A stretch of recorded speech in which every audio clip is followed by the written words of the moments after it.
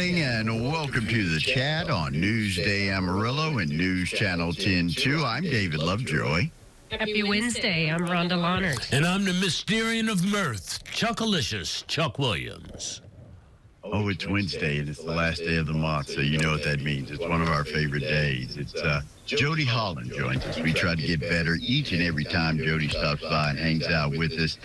Jody, welcome. How are you doing this week? Doing fantastic. It's been a busy week, but it's been a good one already. Been a good one already. Are you ready for the Easter holiday? I am actually. I am ready to just hang out with family, eat some good food, and do a little bit of nothing. That's it. What's your good food? I've been taking a poll. You know what? I don't think I've met food that I didn't like. Right. Okay. Don't turn down nothing but your collars. Right. That's right. If I can grill out, that's my favorite, and I keep some really good steaks on hand at the house at all times, so that's most likely what I'll be doing on Sunday is grilling some good steaks for everybody. I'm coming over to your house. We'll just follow the smell to Jody's. Yeah, come on over. So, Jody, today we're going to dig in and talk a little bit about learning, and especially when it relates to continual learning in a job situation and how that's changed, how we train, how we teach, and how you as either an employer or an employee learn. How do you change? How do you grow? And go right ahead, Jody. So I want to kind of jump into this. There's been different models for how people theoretically learn information. Typically, our public education is designed for two learning styles. They're designed for the visual, which you read and you see stuff happening and you go, oh, I got it.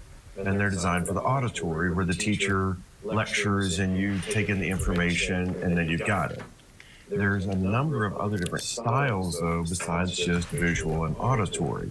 And one of the first learning style models out there that we tried to look at in education was adding kinesthetic. The kinesthetic is I've got to go do something, and then I've got it once I've demonstrated it. But back in 1983, there was a researcher named Dr. Howard Gardner, a psychologist, who was looking at all the different ways that we can be intelligent. And I think we sometimes do a disservice to people when we go, well, I don't understand why you didn't get it. I explained it to you. Right. And I want to think of it from the business perspective at this point of we bring somebody on board, we tell them how to do something once or twice, and then we think they're supposed to master it. And yet the person teaching it probably had a few years of practice in order to get it. So Gardner described that he loved music and he always studied with music on in the background. Well, there's actually an intelligence based on rhythm. It's a musical intelligence. There is the kinesthetic. There is the visual or spatial. There is logical. There is linguistic. There is interpersonal, which is I've got to bounce ideas off of other people.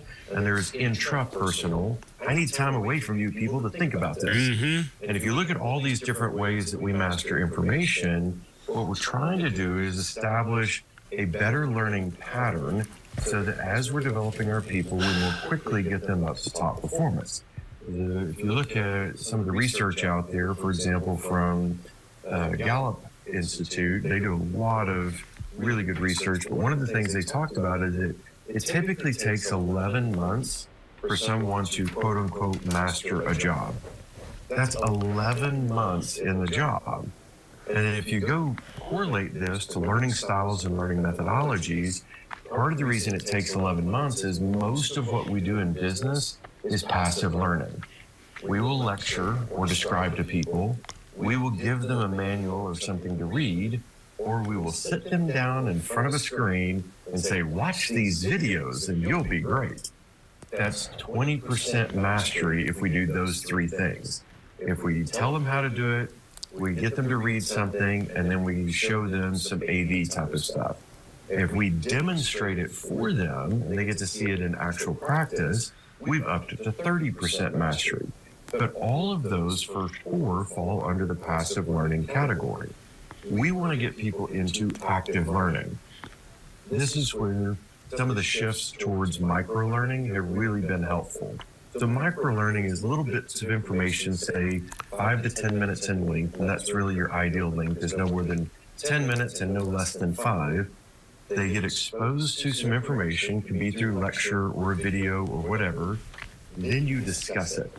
The discussion piece of it takes it from 30% retention to 50%. Then you apply it. You go do something with it. Now you're at 75. And then you get that person to teach you back. That's when you've gotten mastery. That's 90% retention.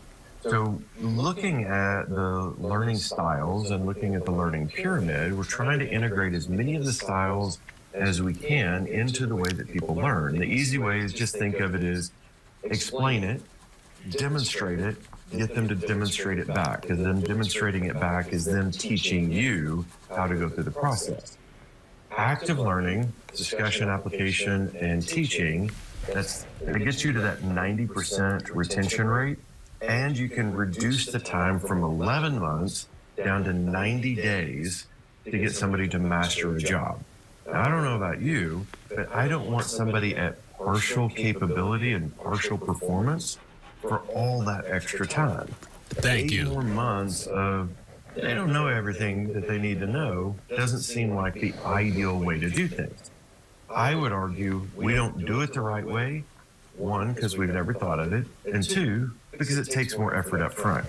It's a lot easier to say, hey, for the next 3 days, you're going to watch videos for 4 hours a day, and good luck. Then we're going to turn you loose and see how you do. As opposed to saying, I'm going to assign a subject matter expert, that they're going to do short learning sessions with you, talk about it, apply it, get you to demonstrate it back until you've mastered it. That takes a little more effort and a little more coordination up front, but it saves you hundreds of thousands of dollars in lost performance as you move down the pipeline. So to me, it's worth the effort because you get the performance so much faster. That's kind of my big introduction there, I guess, to the concept that when we're onboarding, you got to know what you're teaching, but more importantly, you got to know how to actually teach it so that people will apply it.